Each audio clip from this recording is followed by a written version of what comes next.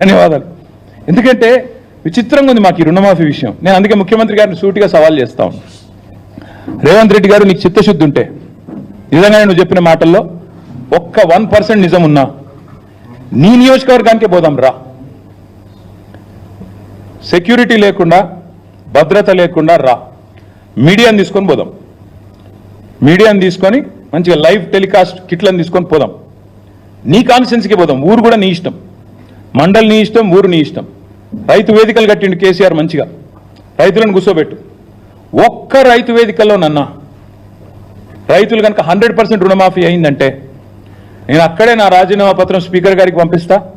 రాజకీయం వదిలేసి శాశ్వతంగా ఇంట్లో కూర్చుంటా. ఒక్క ఊర్లో, ఏదన్నా ఒక్క ఊర్లో చెప్పిస్తావా? నువ్వు చెప్పిన దానిలో వాస్తవం ఉందా? నువ్వు చెప్పిన లెక్క ప్రకారం రైతులు రుణమాఫీ జరిగిన విషయం వాస్తవమే అయితే కొడంగల్లో ఏ